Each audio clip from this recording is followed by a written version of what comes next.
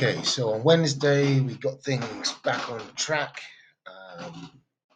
with this challenge, and we are back um, 2.2% up, 4R for the first week of trading. So we're going to try and improve on that, get some of these trades going now that we're going through the process in learning the strategy day by day, picking up on things day by day and making improvements day by day. So today's takeaway lesson was basically on shorting. We don't short on the backside of the trend line, so fading these rallies in the US session, which I was trying to do yesterday on Tuesday, was the wrong thing to be doing, despite well, yeah, I completely got the day count wrong as well, the money flow, etc., etc. So that's good. Learning from the mistakes, and basically for a New York trade, we would have been in here. We made money on the last hour of the equities, coming out of equities. We made 3.6R or something like that on the trade, so that was nice. But I'm not really supposed to be trading Europe. I'm supposed to be trading the US, testing the US, but there you go. And I've explained how to partake in these continuation trades in one of the videos. Lessons learned, I believe it is. Lessons learned and euro dollar shorting D2 longs backside on day 3 for 3.6R.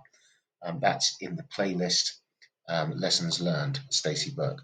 So there we go. And in terms of the market,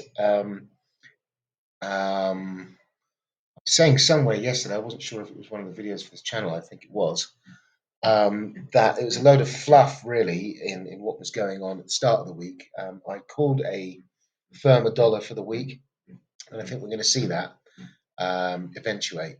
The data that came out the first couple of weeks were promising for risk, but not so much for the economy. But that optimism that buoyed financial markets has receded as the US data has continued to articulate the need for further decisive central bank policy action. So, with attention now firmly focused on the September labour market report for Friday, it's all going to be about price action. So the bond market is telling the yields have risen sharply across the curve, reflecting that ongoing concern that the Fed will have to maintain higher interest rates for longer in order to squeeze inflation and return it sustainably to target. So that's dragged basically the US dollar up, and may it continue to do so. So we've had a pretty steep correction here into support. So I'd say that the dollar's kind of lagging yields at the moment. Had that support in yield yesterday.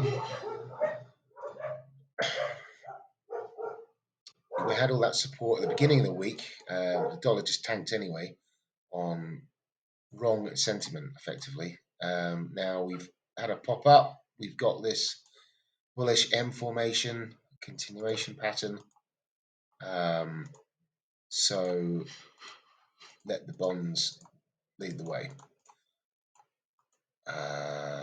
That's it.